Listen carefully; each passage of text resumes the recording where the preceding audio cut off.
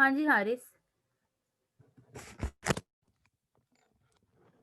Miss ये हमने अभी जो पढ़ा था कि टेस्ट डाटा और वॉक थ्रू टेस्ट, मिस इन दोनों में क्या फर्क है, ये समझ नहीं आई। देखिए टेस्ट डेटा वो डेटा है असल में जो डमी तौर पे ऑडिटर ने प्रिपेयर किया होगा, ठीक है? जो उसने अपने सिस्टम को बेसिकली चेक करने के लिए कि सिस्टम अंदर से सही वर्क कर रहा है कि नहीं, उसने वो टेस्ट डेटा डाला, उसके अंदर कह लीजिए इनपुट किया सारा, ठीक है? अब ये जो वॉक थ्रू है, walk through is a different. Walk through क्या है? आप सिस्टम को समझने के लिए एक ट्रांज़ैक्शन सेलेक्ट कर रहे हैं और उस प्रोसेस को उसी तरतीब में फ्लो में लेके चल रहे हैं। जबकि टेस्ट डेटा में आप ये देख रहे हैं कि भई टेस्ट डेटा डाला, सिस्टम वर्क कर रहा है कि नहीं कर रहा उसी तरह वो ठीक है, लेकिन वो सिस्टम के अंदर से आप कर रहे हैं चेक। वॉक थ्रू यूजुअली जब आप कर रहे होते हैं, आप सबके डॉक्यूमेंट्स बकायदा प्रिंट करवाते हैं। सिस्टम के अंदर ठीक है, इलेक्ट्रॉनिक डेटा इंटरचेंज मौजूद है। आप कहते हैं जी शुरू में ट्रांज़ैक्शन इनिशिएट हुई तो कैसे हुई? पूरा एक प्रोसेस, जैसे मैंने आपको कैश एंड रिसीट का एक पूरा प्रोसेस दिखाया था। तो जैसे-जैसे चीज़ें लिखी हुई हैं, इनिशिएशन हुई, ऑथराइज़ेशन हुई, वो सारी चीज़ें भी देख रहे होते हैं। जबकि टेस्ट डेटा में आप रिकॉर्डिंग अंदर से देख रहे होते हैं कि सिस्टम वर्क कैसे कर रहा होता है। ऑथराइज़ेशन तो शायद अंदर से चेक नहीं होगी सिस्टम के अंदर से। आप टेस्ट डेटा को यूज़ करते हुए जो अपना डेबिट डेटा एंटर करते हैं, आप चीज़ वहाँ पे भी यही इंश्योर कर रहे होते हैं कि सिस्टम सही प्रोसेस कर रहा होता है कि नहीं कर रहा होता। लेकिन अब बाकायदा आप टेस्ट ऑफ कंट्रोल परफॉर्म कर रहे होते हैं। वॉक थ्रू अभी टेस्ट ऑफ कंट्रोल परफॉर्म नहीं करते आप। आप सिस्टम को समझने के लिए एक ट्रांज़ैक्शन सेलेक्ट करते हैं, ठीक है? जो एक ट्रांज़ैक्शन हो चुकी है। आप कहते हैं कि जी इसकी इनिशिएट हुई है, तो किसने अप्रूव किया था? उसका वाउचर सपोर्टिंग कंप्लीट आप उससे निकलवा लेते हैं। सबके सिग्नेचर चेक करते हैं। आज हम इंशाल्लाह ताला सेल का जब वो प्रोसेस देखेंगे, तो आपको थोड़ी-सी चीज़ें मज़ीद क्लियर समझ आएँगी। ठीक है हारिस? इसका आंसर थोड़ा जल्दी आपको ज़रा मिल जाएगा इंशाल्लाह। लेक्चर के एंड पे भी ठीक मैं है। फिर से देखूँगी, अगर क्लियर ना हुआ, तो मैं फिर से इसको आंसर करूँगी।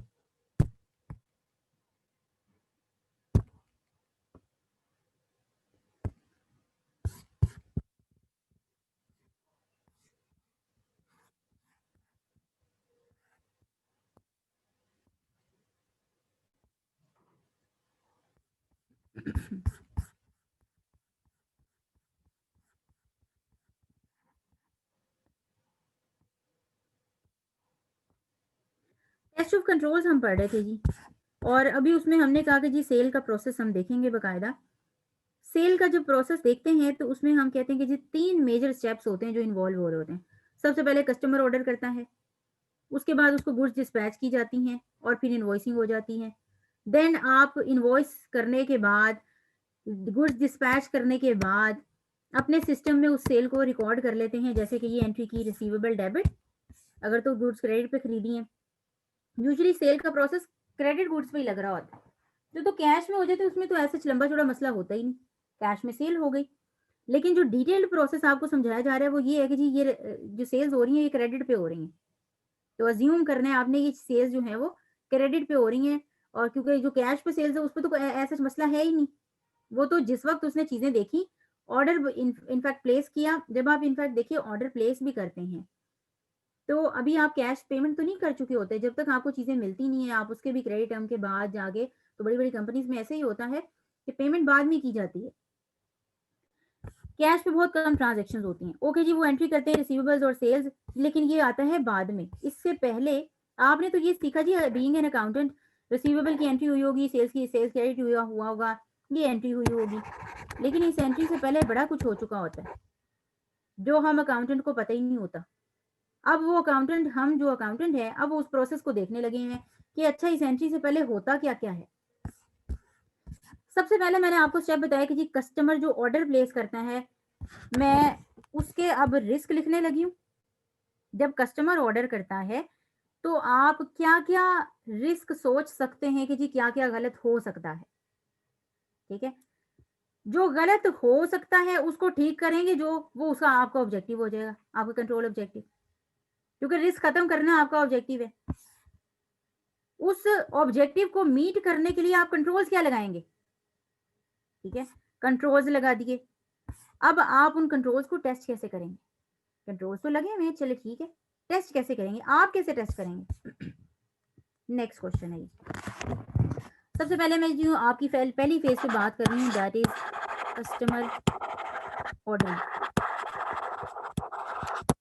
अच्छा जी, सबसे पहले क्या होता है कि जी एक अगर नॉर्मल प्रोसेस की बात करें, सबसे पहले मोटा मोटी ये जो स्टेप्स आपके सामने लिखे हैं, पहले कस्टमर ऑर्डर करता है, आपको कॉल कॉल जाती है जी, कस्टमर आया, हमारे कस्टमर की कॉल आई है, वो ये चीज़ें परचेज करना चाह रहा है। अच्छा जी, कस्टमर ने ऑर्डर प्लेस किया, आप कहते हैं जी चलें हम इस ऑर्डर को करते हैं प्रोसेस।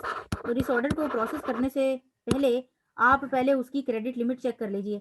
पहले देखिए कि ये क्या कस्टमर आपका न्यू है या पुराना है, यानी कि एग्जिस्टिंग है। अगर तो न्यू है तो जाहिर सी बात है, इसको न्यू क्रेडिट जो लिमिट्स हैं वो आपको अप्रूव करवानी पड़ेंगी। ठीक है, न्यू क्रेडिट लिमिट्स वो अप्रूव करवानी पड़ेंगी। प्लस आपको एक और चीज देखनी पड़ेगी कि ये जो न्यू कस्टमर है, हमें तो नहीं पता कि ये बंदा पैसे दे सकेगा कल को कि नहीं दे सकेगा। लिमिट तो चले अप्रूव कर देते हैं, आप इसका फिर एक रेफरेंस चेक करते हैं। रेफरेंस चेक से मुराद ये होता है कि आप उससे पूछते हैं कि सर आपको हमारी प्रोडक्ट का कैसे पता चला, आपने किस तरह ऑर्डर प्लेस किया। वो बताएगा जी मेरा एक दोस्त है, फलां दोस्त है, वो भी आपका एक बड़ा अच्छा कस्टमर है, इस तरह मुझे पता चला। तो यहाँ से आपको थोड़े रेफरेंस मिलना शुरू हो जाएंगे। कल को ये बंदा पेमेंट नहीं करता तो हम उस कस्टमर से भी राब्ता इवन कर सकते हैं। ठीक है, आप नए कस्टमर के ऊपर आपने जब कस्टमर ऑर्डर प्लेस करता है, आप पहले तो आइडेंटिफाई करते हैं कि जी नया कस्टमर है कि पुराना। नया कस्टमर है तो आप देखते हैं कि जी इसकी जो क्रेडिट लिमिट्स होंगी, जाहिर सी बात है नए सिरे से अप्रूव करवानी पड़ेंगी। और रेफरेंस चेक भी करना पड़ेगा कि जी ये ऑथेंटिक कस्टमर है भी कि नहीं, ऐसे ही हमारे साथ बस शुगल मेले लगा रहा है। ठीक है, अच्छा, जब आप ये दोनों चीजें कर लेते हैं, एग्जिस्टिंग कस्टमर के लिए आप क्या करते हैं? एग्जिस्टिंग कस्टमर के लिए आपको जाहिर सी बात है ये रेफरेंस चेक करने की तो जरूरत नहीं है। हाँ, इसके लिए आप सिर्फ एक चेक लगाते हैं, वो ये कि आपका जो एग्जिस्टिंग कस्टमर है वो जितनी रुपए की चीजें मांग रहा है, लेट से वो कहता है कि जी मुझे 1 लाख की चीजें उधार पे दे दें।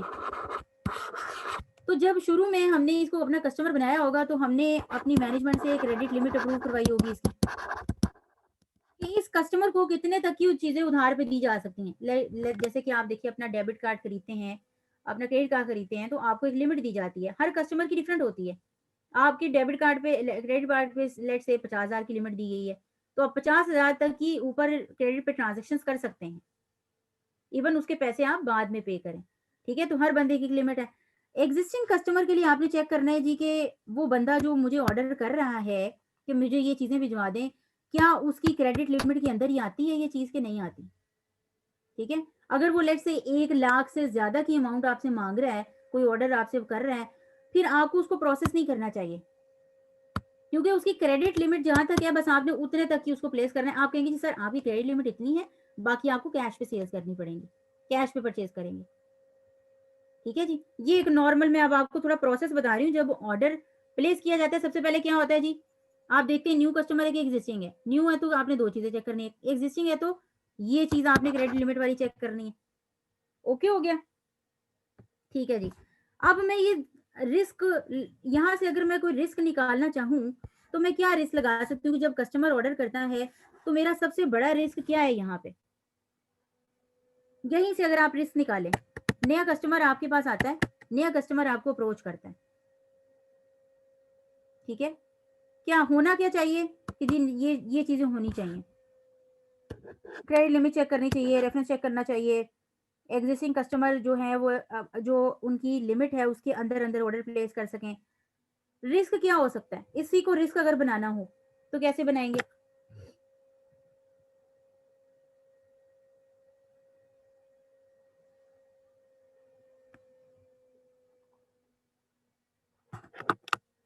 अरे रिस्क ये होगा भाई कि आप नए कस्टमर की जो रेफरेंस चेक है उसे चेक किए बगैर ही आप नए कस्टमर का ऑर्डर ले लें और उसको प्रोसेस कर दें। ये रिस्क है ना।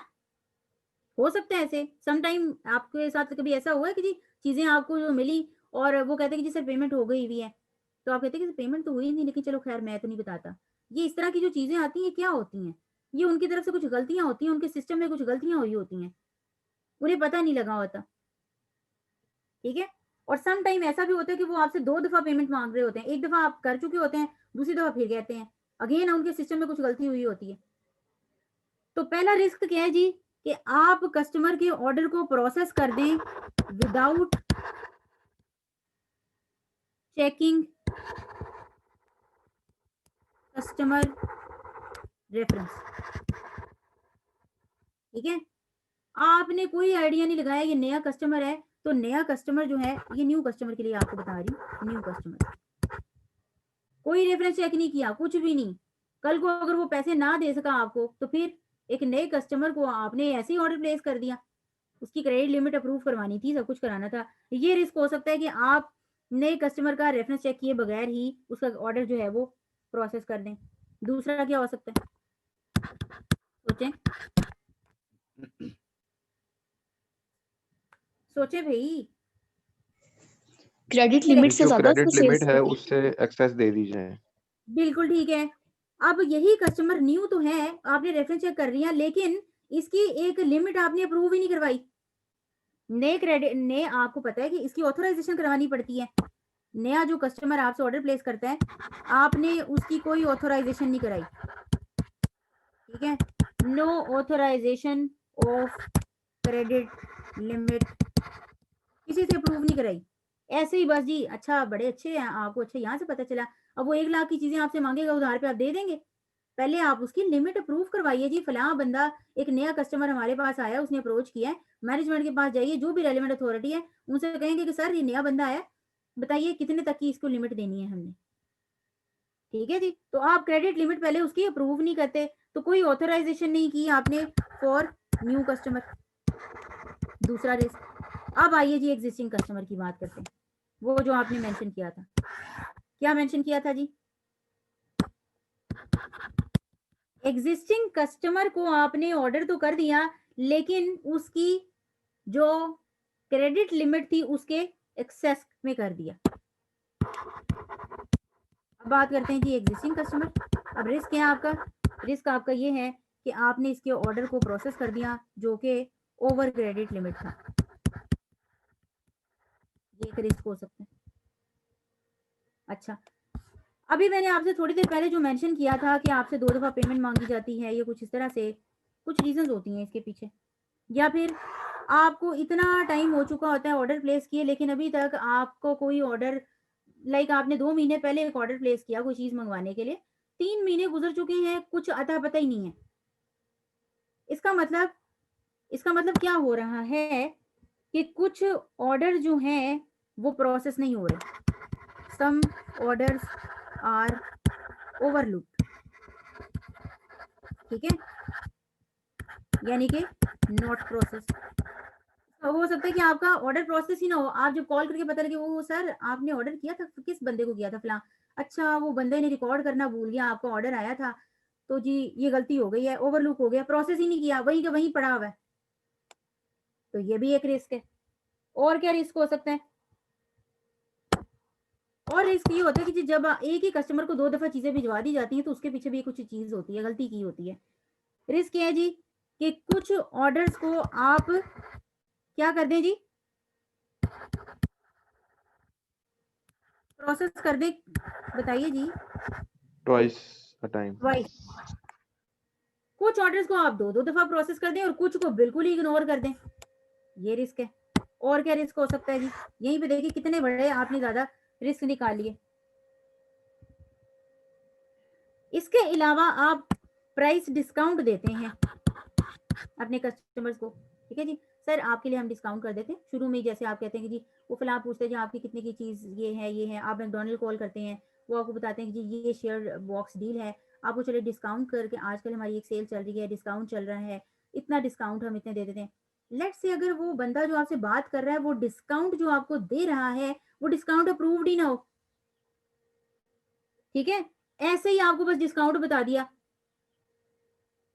तो रिस्क, अगला रिस्क क्या आ गया जी कि जो कुछ आप प्राइस डिस्काउंट दें, सम प्राइस डिस्काउंट, वो विदाउट प्रॉपर ऑथोराइजेशन हो। अभी देखिए बंदा ऑर्डर कर रहा है और यहीं पे हमने कितने ज्यादा रिस्क निकाल लिए। ये 6 रिस्क एग्जांपल बता रही हूँ आपको। ठीक है जी, पेपर में और तरह के बहुत सारे रिस्क होते हैं, लेकिन अगर आप इनको कम से कम याद कर लेंगे, याद करने हैं आपने, ये याद करेंगे, क्योंकि देखिए आपकी चीजें ये सामने से नहीं गुजरी होती, आप प्रोसेस में नॉर्मली ये चीजों के हाथ से नहीं गुजरे होते, आपको याद करना पड़ेगा। जब एक कस्टमर ऑर्डर करता है तो यहाँ पे ये रिस्क हो सकते हैं, ठीक है। नए कस्टमर का रेफरेंस चेक ना किया जाए, कोई ऑथराइजेशन ना हो क्रेडिट लिमिट की, एग्जिस्टिंग कस्टमर को ओवर क्रेडिट लिमिट में आप उसे चीजें उसका ऑर्डर प्रोसेस कर दें, ठीक है। कुछ ऑर्डर प्रोसेस ही ना हो और कुछ ऑर्डर दो दो दफा जो है वो प्रोसेस हो जाए, और कुछ आप डिस्काउंट जो दें उन्हें तो वो विदाउट प्रॉपर ऑथराइजेशन हो, ये हो गया जी रिस्क। रिस्क से कंट्रोल ऑब्जेक्टिव बनाना 1 मिनट का काम है लिटरली। रिस्क आइडेंटिफाई हो गए, मसला पता लग गया, अब उसका कंट्रोल ऑब्जेक्टिव बनाना कोई मुश्किल चीज नहीं है। रिस्क को देख के ही आप कंट्रोल ऑब्जेक्टिव बना सकते हैं। बताइए जी क्या कंट्रोल ऑब्जेक्टिव बनेगा? ये जो रिस्क मैं जो है ये क्रेडिट कंट्रोल ऑब्जेक्टिव बन जाएगा क्या जी? जो क्रेडिट लिमिट है to existing customer and new customer should be given after proper authorisation. बिल्कुल ठीक है। आपका ऑब्जेक्टिव क्या है जी कि भाई जितनी भी आप क्रेडिट दे रहे हैं न्यू कस्टमर को, जितने भी आप क्रेडिट दे रहे हैं न्यू कस्टमर को या एग्जिस्टिंग कस्टमर को, उसकी जो भी लिमिट है वो विद इन, वो जो ऑर्डर्स हैं वो विद इन लिमिट होनी चाहिए, विद इन क्रेडिट लिमिट होनी चाहिए। और जो भी कंपनी ने अपनी पॉलिसी बनाई है अकॉर्डिंग टू पॉलिसी होनी चाहिए। ये आपका कंट्रोल ऑब्जेक्ट, आपने इस चीज को अचीव करना है अकॉर्डिंग टू कंपनी पॉलिसी,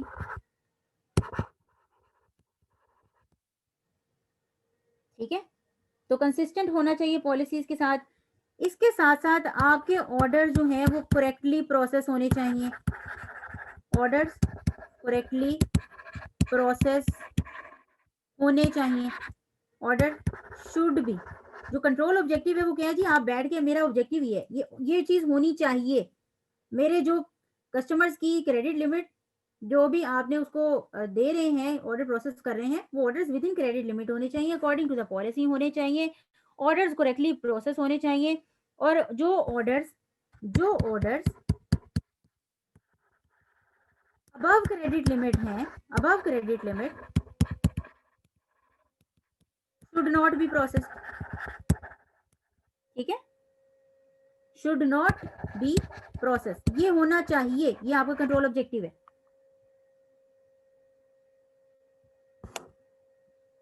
तो जो भी आपने एग्री की हुई है टर्म्स, एग्री उससे अबव नहीं होनी चाहिए, ये आपका कंट्रोल ऑब्जेक्टिव। इस सबको, इन रिस्क को मैंने छोटी सी जुबान में करके लिख दिया, ये मेरा जी कंट्रोल ऑब्जेक्टिव। ये चीजें हो, ये होने का रिस्क हो सकता है, ये चीजें ना हो, ये मेरा कंट्रोल ऑब्जेक्टिव बन जाएगा। ओके, अब आइए जी इंटरनल कंट्रोल। मैंने क्या क्या कंट्रोल्स लगाने हैं, चैप्टर 5 अब आपके दिमाग में आ जाना चाहिए।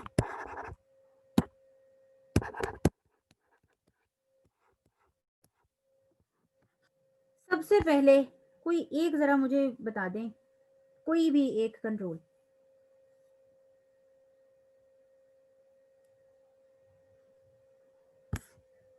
Segregation of duties. Segregation of duties, great. किसकी करनी है जी ड्यूटी सेग्रीगेट? कहते कि जी आपको मैं ये नीचे 3-4 लोग बताने लगा हूँ, इन सब के लिए आपने अलग अलग बंदा रखना है।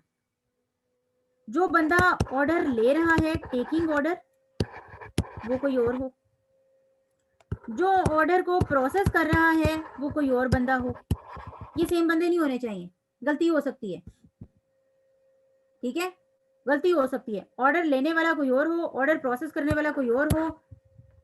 इसके अलावा जो कस्टमर की क्रेडिट रेफरेंस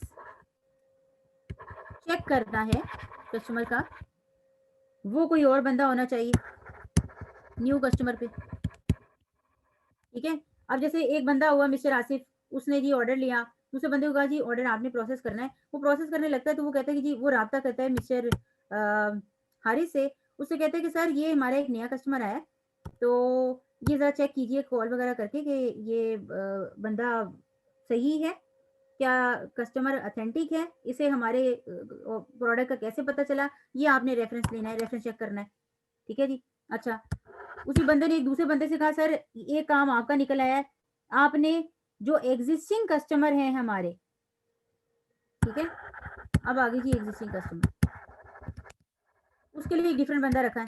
जो एग्जिस्टिंग कस्टमर की क्रेडिट लिमिट आपने चेक करनी है कि जी क्रेडिट लिमिट के अंदर है कि नहीं है, वो बंदा कोई और होना चाहिए।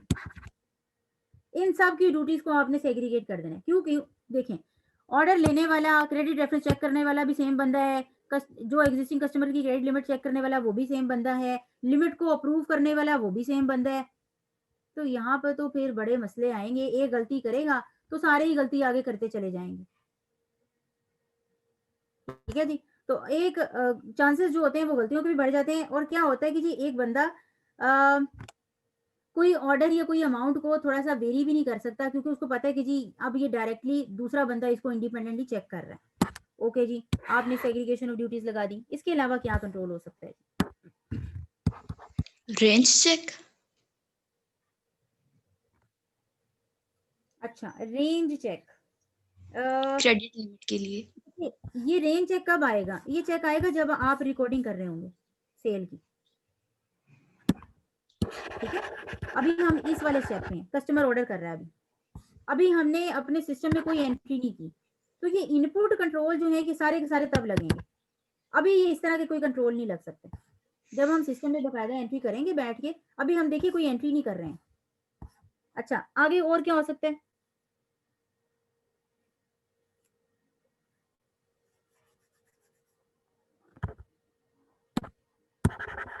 न्यू कस्टमर्स की क्रेडिट लिमिट्स ऑथोराइज होनी चाहिए। ये कंट्रोल है, याद है? ऑथोराइजेशन कंट्रोल और इस तरह के सारे कंट्रोल ये तो डेटा एंट्री से पहले ही आते हैं ना। अच्छा, और क्या जी? और क्या हो सकता है?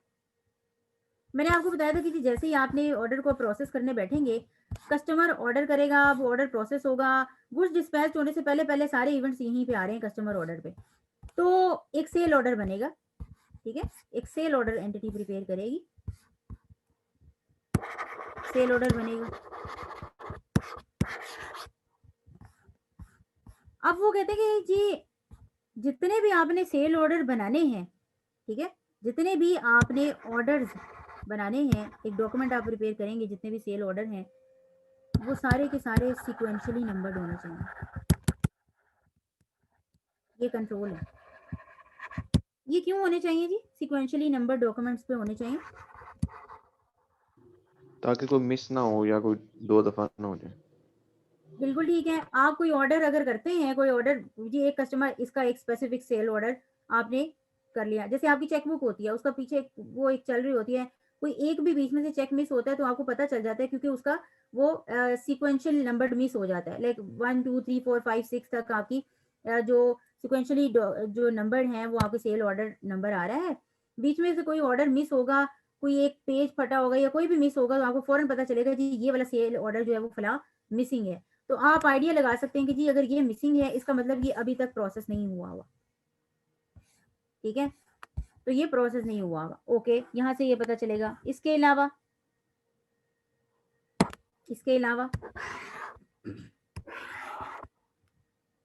गुड्स डिस्काउंट जो डिस्पैच। है वो जी सॉरी, बताइए हरे। मिस वो डिस्काउंट के लिए डिस्काउंट पॉलिसी के अकॉर्डिंग देना चाहिए।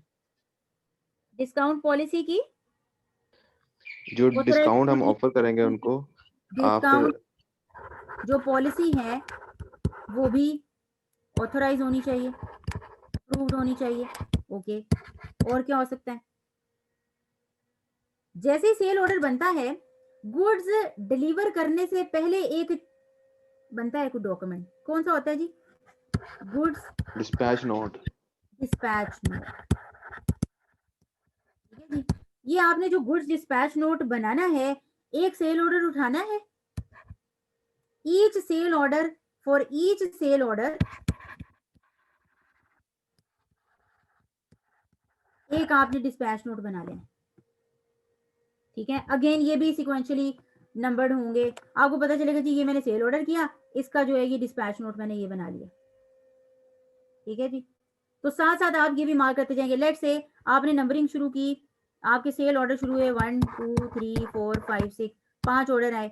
अब इसी तरह आपने गुड डिस्पैच नोट की एक अलग जो है वो बुक पकड़ी, उसके ऊपर भी आपने कहा जी good dispatch note number 1 for sale order 1, good dispatch note 2 for sale order 2, good dispatch note 3 for sale order 3।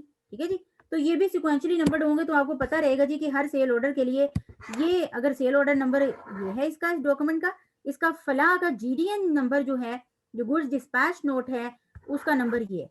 इससे पता चलता रहेगा हर सेल ऑर्डर के लिए गुड डिस्पैच नोट भी बनता जा रहा है साथ साथ। तो गुड डिस्पैच नोट अगर बनेगा तो जाहिर सी बात है कोई कस्टमर मिस नहीं होगा कि जी कुछ लोगों के ऑर्डर जो है वो प्रोसेस नहीं हुए, कुछ को चीजें नहीं पहुंची, इस तरह के मसले मसाइल नहीं आएंगे। अब आइए जी, आपने इंटरनल कंट्रोल को चेक कैसे करना है, कैसे करेंगे जी चेक?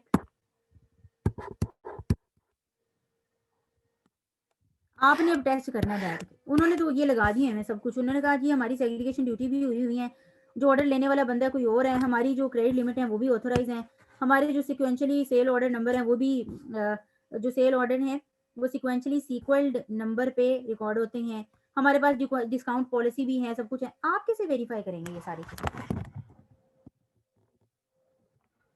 आप क्या करेंगे?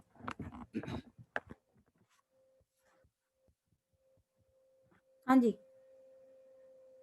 आप भाई लुक करेंगे कि ये कह रहे हैं कि जी सेग्रीगेशन ऑफ ड्यूटीज हुई हैं, तो बकायदा आप बंदा देखेंगे जाके, अच्छा ऑर्डर लेने वाला बंदा वही है, आप देखेंगे जी लुक एनालाइज कि सेग्रीगेशन ऑफ ड्यूटीज जो हैं वो प्रॉपरली इन्होंने फॉलो की भी हुई है कि नहीं। जो ड्यूटीज की हुई है, सेग्रीगेशन ऑफ ड्यूटीज का एक जो इन्होंने प्रोसेस फॉलो किया हुआ है वो करेक्टली प्रॉपरली फॉलो हो भी रहा है कि नहीं हो रहा। मतलब कह तो ये रहे हैं कि ऑर्डर लेने वाला ये बंदा है, जाके अब आप असल में अब चेक करेंगे। अच्छा सर, क्रेडिट रेफरेंस कौन चेक करता है? वो है ये मिस्टर हारिस है, ये चेक करता है। अच्छा, ऑर्डर कौन प्रोसेस करता है? अच्छा ये आसिफ है, ये करता है। अच्छा, ऑर्डर जो है वो उसको टेक कौन करता है, मतलब कस्टमर की कॉल आती किसको है? सर ये देखें, इसको है, ये भी बैठा हुआ है, ऑर्डर ले रहा है। ओके, आपने सेग्रीगेशन ऑफ ड्यूटीज को अब आपने कर लिया, ये इनका जो कंट्रोल है उसको आपने टेस्ट कर लिया, आपने देख लिया। ठीक है जी, इसके बाद आपने क्या करना है? फर्दर आपको कैसे पता चलेगा जी कि जो क्रेडिट चेक करने वाला बंदा है उसने क्रेडिट चेक बकायदा किया भी है कि नहीं किया? ठीक है, और ये जो नए कस्टमर हम कह रहे हैं ऑथोराइज है इनकी लिमिट, ये कैसे चेक करेंगे?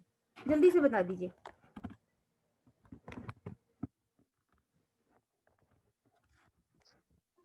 मिस टेस्ट डाटा के थ्रू करेंगे। अरे आपके पास सेल ऑर्डर तो होंगे ना, और गुड डिस्पैच नोट भी होंगे, आप इन डॉक्यूमेंट्स के ऊपर इनके सिग्नेचर चेक करेंगे। किस किस के सिग्नेचर चेक करेंगे आप? जो कह रहे हैं कि जी मैंने क्रेडिट चेकिंग की है, तो क्रेडिट चेकिंग स्टाफ का जो उसने कहा जी मैंने चेक किया है बकायदा, तो आप उसके सिग्नेचर चेक करेंगे। अच्छा ठीक है, आपने किए थे, सिग्नेचर कहाँ है भाई? इसी से तो रिस्पॉन्सिबिलिटी आती है। जो मैनेजर कह रहे हैं कि जी मैंने इस ट्रांजेक्शन को अप्रूव किया है, मैंने ये क्रेडिट लिमिट को अप्रूव किया है, क्या उस मैनेजर के या जो भी रेलिवेंट अथॉरिटी है उसके सिग्नेचर आ रहे हैं? उसी से तो पता चलेगा कि बकायदा ऑथोराइजेशन हुई है कि नहीं हुई। ठीक है जी, अच्छा अब आपने देखना है कि जी डॉक्यूमेंट सिक्वेंशियली नंबर्ड है कि नहीं है। इसके लिए आप क्या कंट्रोल लगाएंगे, क्या आप टेस्ट कैसे करेंगे?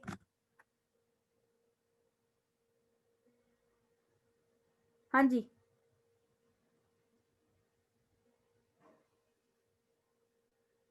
आप उनसे कहेंगे सर मुझे जरा लिस्ट दे दें एक, किसकी? लिस्ट ऑफ ऑर्डर्स की, कस्टमर ने जो ऑर्डर किए हैं मुझे जरा उसकी लिस्ट दे दें। ठीक है, अब आपने वो जो ऑर्डर उन्होंने किए होंगे आप देखेंगे बकायदा वो सिक्वेंशली नंबर्ड हैं कि नहीं है। बीच में वो आप कहेंगे जी पहले 10 दे दें, पहले 20 दे दें, बीच की ट्रांजेक्शन की ये 10 से 12 दे दें। और ये आप सैंपल सेलेक्ट कर रहे होंगे जनरल लेजर से, आपके लेजर के पास सारी ट्रांजेक्शन आ रही होती हैं, तो आप कहेंगे जी सर ये वाली जो इस महीने में सेल्स हुई है ना, इनके मुझे जरा ऑर्डर दिखा दीजिए, और साथ ही इनके गुड्स डिस्पैच नोट भी दिखा दें।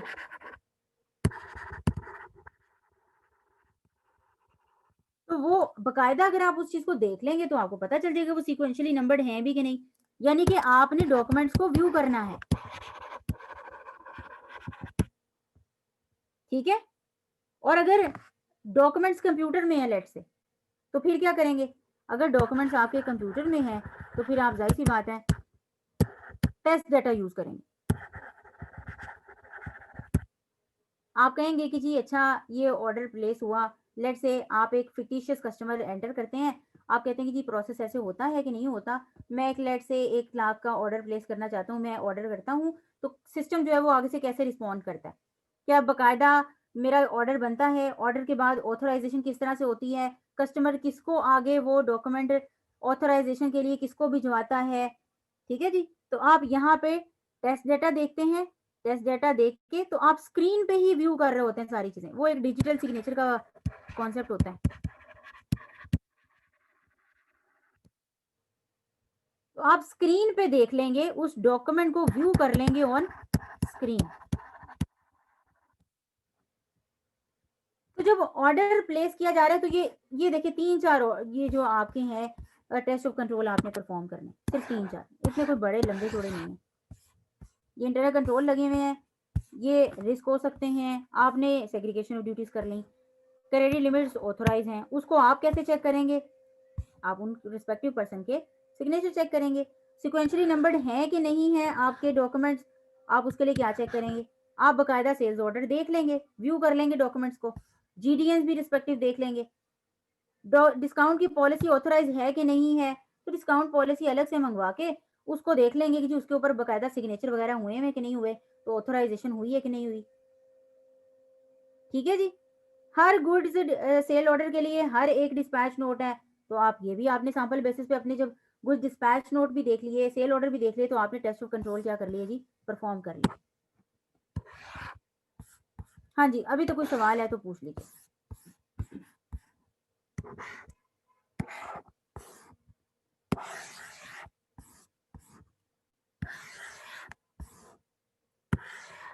हाँ जी, चले आगे। ये आपका एक स्टेप कंप्लीट हो गया। अब आपने करनी है गुड्स डिस्पैच और इनवॉइसिंग करनी है। ठीक है, अब कस्टमर ने ऑर्डर किया, ये सारी चीजें हो गई, अब आपने गुड्स करनी है उसको डिस्पैच। रिकॉर्डिंग अभी नहीं करनी, गुड्स अभी आपने उसको डिस्पैच करनी है।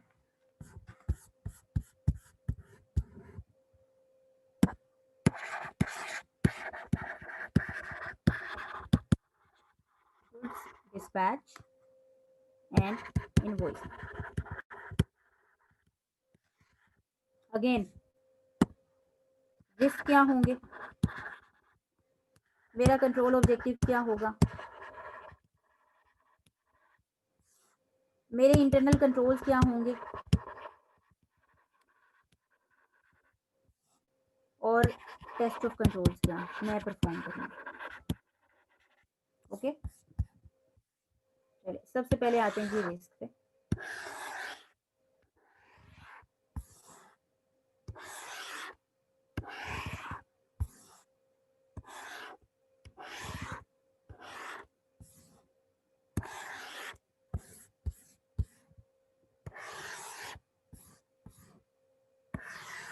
अब आप चीजें कस्टमर को भिजवाने लगे हैं, सोचें अब जब चीजें भिजवाने लगे हैं तो क्या क्या मसले मसाइल हो सकते हैं, या चीजें भिजवा दी तो क्या मसले मसाइल हो सकते हैं, सोचिए थोड़ा सा।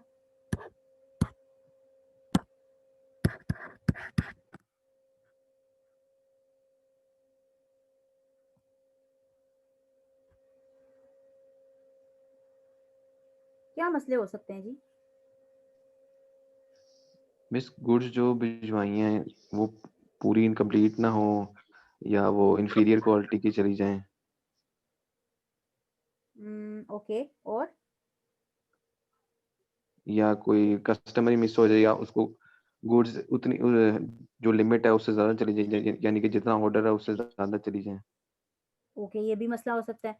ठीक है जी, सबसे पहले हमने आइडेंटिफाई किया कि उसने कस्टमर ने इतने दिन हो गए ऑर्डर प्लेस किया हुआ, वो याद करें कि जी अभी तक ऑर्डर जो प्रोसेस नहीं हुआ, हो सकता है ऑर्डर प्रोसेस हुआ लेकिन आगे से क्या हुआ जी, गुड्स अभी तक डिस्पैच नहीं हुई उसको।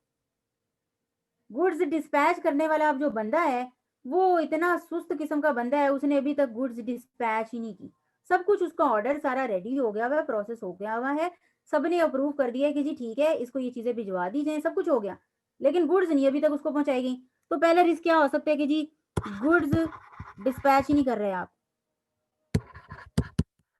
आपको लग रहा है जी गुड्स डिस्पैच हो गई हैं, आपने अपनी तरफ से वो उस पर्सन को कह दिया कि जी इसने गुड्स अब आपने भिजवा देनी है, गुड्स डिस्पैच ही नहीं की गई। ओके, या फिर गुड्स डिस्पैच तो कर दी लेकिन वो आपने 2 दफा भिजवा दी, ठीक है, ट्वाइस। एक ही कस्टमर को 2 दफा आपने वो चीजें भिजवा दी, ये भी मसला हो सकता है। और क्या रिस्क हो सकता है?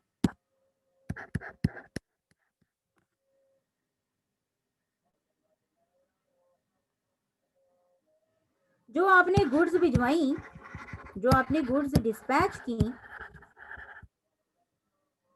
कस्टमर को वो अबव क्रेडिट लिमिट है उसकी, ये मसला हो सकता है। यहाँ पे क्या मसला था जी, ऑर्डर जो प्रोसेस किया वो अबव क्रेडिट लिमिट है। अब यहाँ पे भी सेम मसला यहाँ पे आ जाएगा, जो गुड्स आपने डिस्पैच की हैं, जितने की गुड्स आपने डिस्पैच की हैं उसकी क्रेडिट लिमिट से एक्सीड करती हैं, ठीक है जी। और क्या हो सकता है?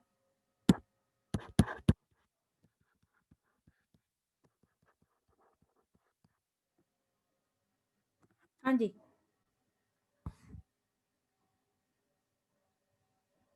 गुड्स तो आपने डिस्पैच कर दी,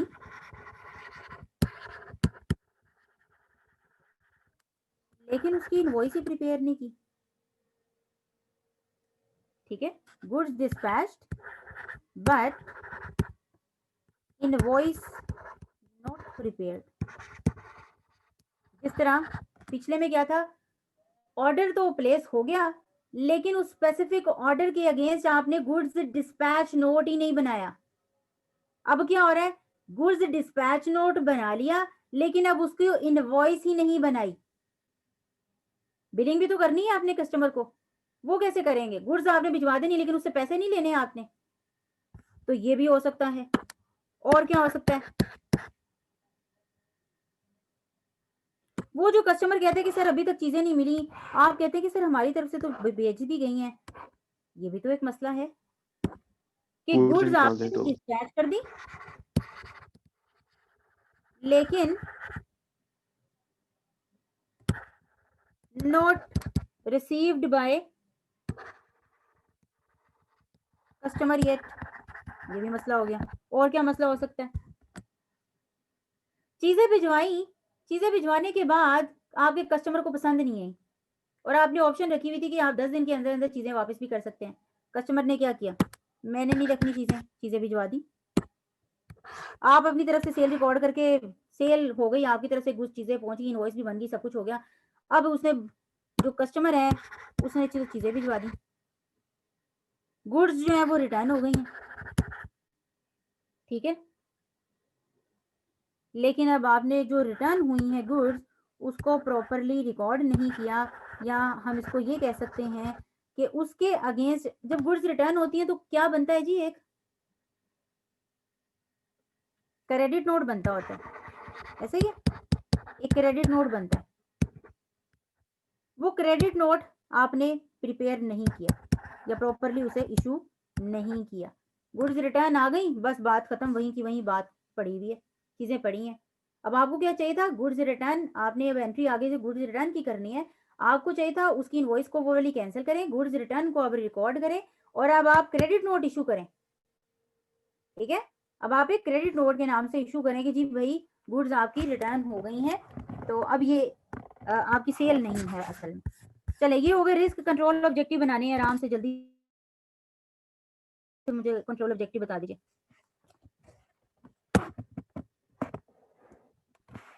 हाँ जी, अरे कंट्रोल ऑब्जेक्टिव बताइए। मिस, जो गुड्स हैं वो सिर्फ ओनली ऑथराइज कस्टमर को भेजी जाएं, ठीक है, और ये डिस्पैच ट्वाइस के लिए हो सकता है कि हर डिस्पैच करते वक्त सेल ऑर्डर की चेक किया जाए, जितना सेल ऑर्डर उसके अकॉर्डिंग। अब आपके ये रिस्क है, इसके साथ ही आपने कंट्रोल ऑब्जेक्टिव डालते जाने, तो वो आपको पता चलता जाएगा। गुड्स आपने जो डिस्पैच की हैं और वो यहाँ पे ट्वाइस जो आपने कर दी हैं, इसका ये मतलब है कि जी आप ऑथोराइज कस्टमर का जो एक ऑर्डर है स्पेसिफिकली उसको देख के नहीं गुड्स आप डिस्पैच कर रहे हैं। तो कंट्रोल ऑब्जेक्टिव क्या है जी कि आपने सिर्फ और सिर्फ गुड्स जो डिस्पैच करनी है सिर्फ और सिर्फ ऑथोराइज कस्टमर को करनी है और उन कस्टमर को करनी है जिसका कस्टमर ऑर्डर जो है वो प्रोसेस हो चुका हुआ है। ठीक है, तो ये इसके कंट्रोल ऑब्जेक्टिव ये अब आप खुद बनाएंगे। इसके अलावा जब आप कस्टमर को जो जब चीज़ें मिलती हैं तो आप उससे एक्नॉलेजमेंट लें। वो कहते हैं ना बाद में मुझे तो चीज़ें मिली नहीं है, तो आप बाकायदा उससे एक्नॉलेजमेंट लेके आए, चीज़ें आपको मिली हैं सर यहाँ पे ज़रा साइन कर दें। वो बाद में इस चीज़ से मुकर नहीं सकता कि सर मुझे तो चीज़ें मिली नहीं है। तो एक्नॉलेजमेंट लें जैसे ही वो गुड्स रिसीव कर लें, ऑफ रिसीट ऑफ गुड्स। कोई भी लेटर आपको घर में जब आपको रिसीव होता है तो वो हमेशा आपसे एक्नॉलेजमेंट लेते हैं कि सर आपने रिसीव कर लिया, साइन कर दीजिए। ठीक है जी। और साथ ही साथ आपने जैसे ही आपने इधर से डिस्पैच नोट बना लिया, साथ ही आपने एक इनवॉइस भी उसकी बना देनी है, इनवॉइस जनरेट कर देनी है, इनवॉइस इशू कर देनी है for each goods dispatch note. Again ये जितने भी कंपनी अपने डॉक्यूमेंट्स इशू करती है ये सारे सीक्वेंशियली नंबर्ड होने चाहिए, सीक्वेंशियली नंबर्ड हो गए। और क्या जी, इनवॉइस की जो आपकी अमाउंट है वो सही होनी चाहिए, जो आप उसे लिख के भिजवा रहे हैं इनवॉइस आप उसे भिजवाएंगे, क्योंकि हम ये देख रहे हैं जी रिकॉर्डिंग भी है, इनवॉइसिंग भी आप कर रहे हैं साथ साथ, तो इनवॉइस की अमाउंट भी सही होनी चाहिए, अमाउंट इज करेक्ट। ठीक है, और ये अमाउंट जो है वो जाहिर सी बात है आपने उसे डिस्काउंट दिया तो वो डिस्काउंट करने के बाद होनी चाहिए, आपने प्रॉपर उसकी चेक करनी है, लिमिट के अंदर होनी चाहिए। गुड्स डिस्पैच नोट के अंदर जो जितनी चीज़ें मेंशन की हैं इनवॉइस के ऊपर भी आपकी वही चीज़ें आनी चाहिए। ठीक है, तो इसके बाद है कि जी आपका आप क्रेडिट नोट इशू करें, एक पॉलिसी बनाएं कि जी क्रेडिट नोट इशू किया जाएगा, ये आपका कंट्रोल ऑब्जेक्टिव है। अब आ जाइए जी इंटरनल कंट्रोल पे। इंटरनल कंट्रोल है ये चीज़ें अचीव करने के लिए अब आपने कुछ कंट्रोल्स लगाने हैं। क्या कंट्रोल्स होंगे? हाँ जी बताइए जी।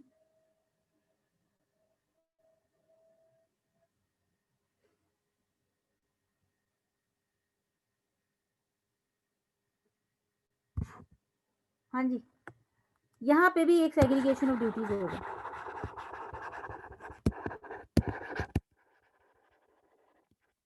आपने सेग्रीगेशन ऑफ ड्यूटीज सेग्रीगेट कर देनी है। किस किस की जी? जो पर्सन गुड्स डिस्पैच कर रहा है वो कोई और बंदा हो, जो स्टाफ है। जो इनवॉइस प्रिपेयर कर रहा है वो कोई और बंदा हो। ठीक है, और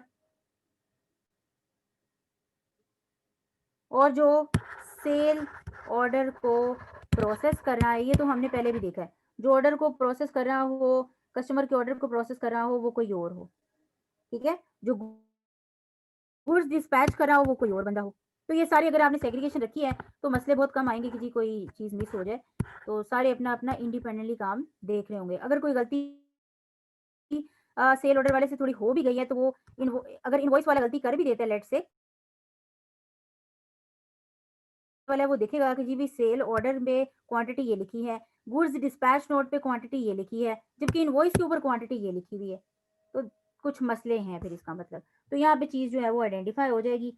इसके अलावा जो आपके मैं आप कह रही हूँ जी टोटका आपके कंट्रोल्स आपने डालने हैं, बगैर आप देखे भी समटाइम आप डाल सकते हैं कि सेग्रीगेशन ऑफ ड्यूटीज। आपको प्रोसेस पता हो, डिस्पैच करना, इनवॉइस करना, सेल ऑर्डर को टेक करना, प्रोसेस करना, ये 5-6 लोग होते हैं जो सेल ऑर्डर में और सेल के प्रोसेस में इन्वॉल्व होते हैं। इन सब की ड्यूटीज आपने सेग्रीगेट कर देनी है। ठीक है जी, ये आपका कंट्रोल है। और इसके अगेंस्ट टेस्ट ऑफ कंट्रोल क्या होगा जी कि आपने इनकी ड्यूटीज को देखना है कि जी प्रॉपरली वो जैसे मैनेजमेंट कह रही है वैसे हो भी रहा है कि नहीं। ठीक है, तो ड्यूटीज जो सेग्रीगेट की है वो प्रॉपरली है कि नहीं है, कोई कॉन्फ्लिक्टिंग रिस्पॉन्सिबिलिटी तो नहीं है। तो आपने लुक करना है, एनालाइज करना है सिचुएशन को। तो टेस्ट ऑफ कंट्रोल क्या जी, इसी चीज को अब आपने टेस्ट करना है। ये कंट्रोल लगा हुआ है, हर बंदा अलग अलग अपॉइंट हुआ हुआ है, हर बंदा जो डिफरेंट काम करने वाला है वो डिफरेंट, उसको ड्यूटी सेग्रीगेट हुई हुई है। आपने अब चेक करना है कि क्या ऐसा है कि नहीं है वाकई। This is test of control. तो एनालाइज किया कि जी वाकई डिस्पैच करने वाला कोई और बंदा है इनवॉइस जो प्रिपेयर कर रहा है वो कोई और बंदा है, ये तो आप चेक कर सकते हैं। इसके अलावा एक और जो चीज़ इंपॉर्टेंट, ये जो मैंने आपको कहा जी, ये एक कंट्रोल है कि जी आपके जितने भी डॉक्यूमेंट हैं, सेल ऑर्डर, आपका सेल ऑर्डर के बाद आपका जीडीएन जो है, आपकी इनवॉइस जो है, ये डॉक्यूमेंट सीक्वेंशियली नंबर्ड होने चाहिए। जीडीएन के साथ एक और चीज़ भी आएगी, गुड्स रिटर्न के लिए आप क्रेडिट नोट इशू करते हैं, क्रेडिट नोट। तो जो कंपनी खुद डॉक्यूमेंट्स इशू कर रही है वो सारे के सारे सीक्वेंशियली नंबर्ड होने चाहिए, ये कंट्रोल है। और इसको, इस कंट्रोल को आपने टेस्ट कैसे करना है, इसका अगर मैं रिस्पेक्टिव टेस्ट ऑफ कंट्रोल बनाऊं, बताइए जी जल्दी से। आपने ये चेक करना है कि ये सारे डॉक्यूमेंट सीक्वेंशियली नंबर्ड हैं कि नहीं है। क्या करेंगे, अरे बताइए भाई। मिस सबको चेक कर लेंगे नंबर्स सबको उसके। चेक कर लेंगे, आप सैंपल ले लीजिए, आप लिस्ट ले लीजिए इन डॉक्यूमेंट्स की, सेल ऑर्डर की, उस सेल ऑर्डर के रिस्पेक्टिव आप जीडीएन भी लें, उस जीडीएन के रिस्पेक्टिव आप इनवॉइस भी लें उससे, ठीक है।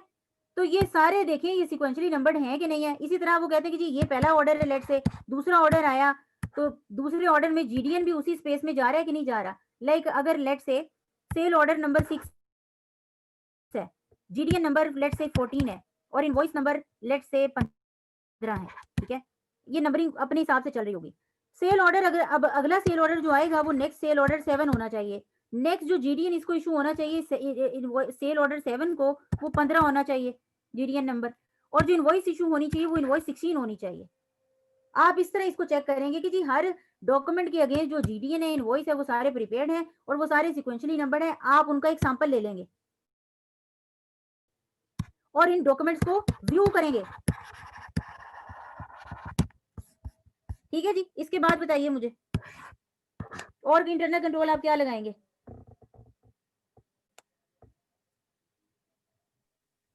मिस जो डिलीवरी नोट है उस पे कस्टमर के सिग्नेचर होने चाहिए एक्नॉलेजमेंट के। बिल्कुल ठीक है। आप कैसे इंश्योर करेंगे जी कि एक्नॉलेज कर रहा है, जो आपका कस्टमर एक्नॉलेज कर रहा है कि नहीं कर रहा। तो कंट्रोल क्या लगाएंगे आप कि जी आपके जीडीएन पे जो आपका गुड्स डिस्पैच आपने किया, जो आप एक कॉपी लेके जाते हैं उसके पास भी आप कहते हैं कि आपको चीजें मिल गई हैं, जरा सर इसके ऊपर साइन कर दें। आप वो साइन करके उस कस्टमर के लेके जाते हैं, उस कस्टमर ने एक्नॉलेज कर दिया कि आपका इंटरनल कंट्रोल है। अब आपने चेक करना है कि जी इंटरनल कंट्रोल लगा है कि नहीं किया लगा। आप क्या करेंगे, इस कंट्रोल को टेस्ट कैसे करेंगे। आप देखेंगे कि जितने भी जीडीएन आपको नजर आ रहे हैं उन सब के ऊपर कस्टमर के सिग्नेचर मौजूद हैं, ठीक है। आपने अब जीडीएन को वेरीफाई करना है कि क्या कस्टमर के सिग्नेचर मौजूद हैं, तो इससे पता चल जाएगा। ये आपने टेस्ट कर लिया। अच्छा और क्या है जी,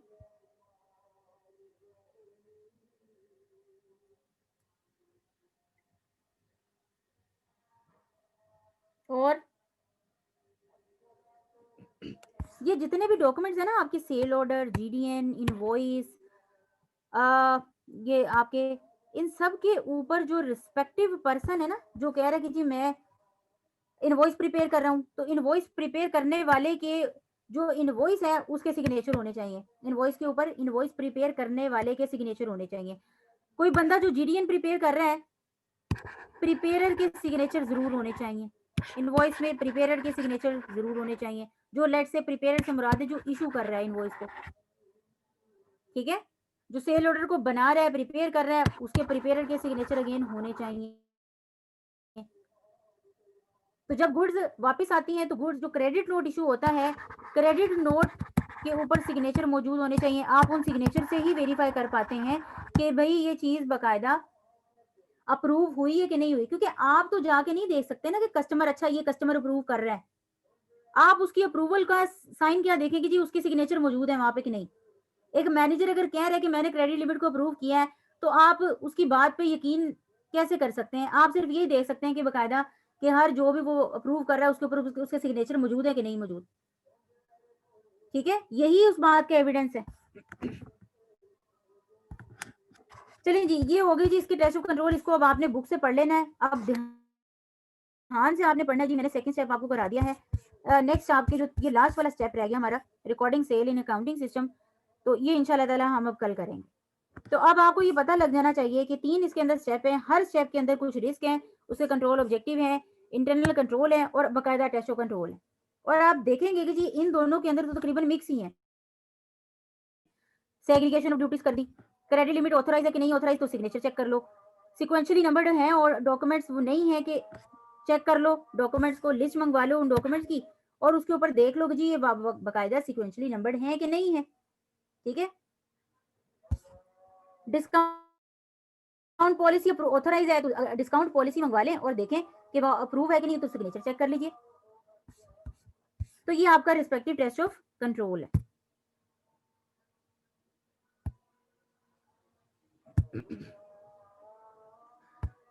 ये हो गया जी। आपने